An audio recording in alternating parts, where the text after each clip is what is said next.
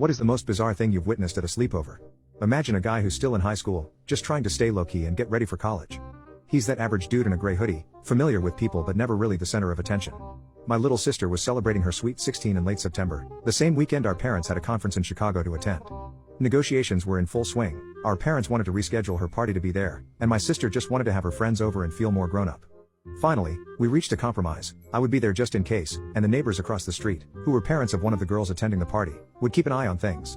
I must confess that the girl living across the street had been stunning since middle school. She was almost always around, and secretly, I had a bit of a crush on her, a crush that wasn't reciprocated, unfortunately. She was popular, the JV swim team captain, hilarious, and she treated me like a friend, not just her friend's invisible brother. Her dad, on the other hand, treated me like I was a potential threat to his daughter. He looked intimidating, and every time they came over for a barbecue or holiday party, I could feel his stern gaze, as if I had wronged him terribly. The party was on a Friday night, so I took the night off from my job to provide adult supervision, even though I was still 2 months away from turning 18. My parents were understandably hesitant to leave my sister and her friends home alone without some kind of oversight. I ordered pizza and paid with my dad's credit card, as instructed, for pizza and soda only. My sister and her friends had rented a couple of movies that afternoon, and they were in the living room, watching something on cable with the volume up high, covering the sounds of laughter and excitement. I was in my room, doing my best to stay out of their way, as invisible as always. Around midnight, they all migrated upstairs to my sister's room, probably because they'd fed the dog enough pizza crust to give him a severe case of gastrointestinal distress. He was releasing noxious gas and producing white goo every 20 minutes.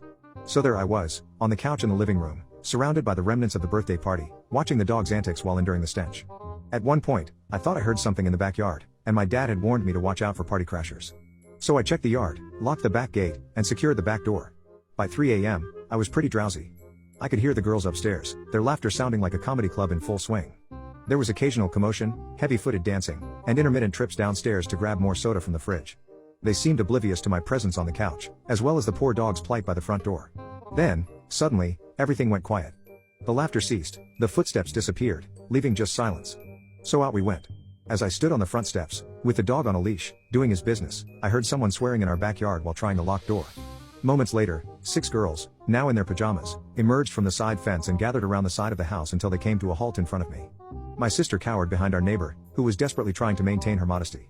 That's how I found myself facing my boss's daughter, my best friend's younger sister, my ex-girlfriend's sibling, my own sister, the girl from across the street I'd been crushing on for ages, and a tall redhead who was new to their group, all standing there, trying to get inside our house.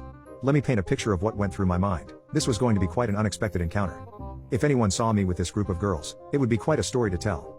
If my neighbor caught sight of his daughter in her pajamas on my front steps, well, let's just say they'd never let me forget it. You can come in if you promise not to make a big deal out of this. My sister pleaded, pushing the tall redhead forward. The redhead began to protest, but my sister interrupted her, saying, "Let's just go inside, it's getting cold out here." I didn't know what to say, but I just wanted them inside the house as quickly as possible. I couldn't make sense of what was happening. And then, the porch lights of our neighbor's house flickered to life.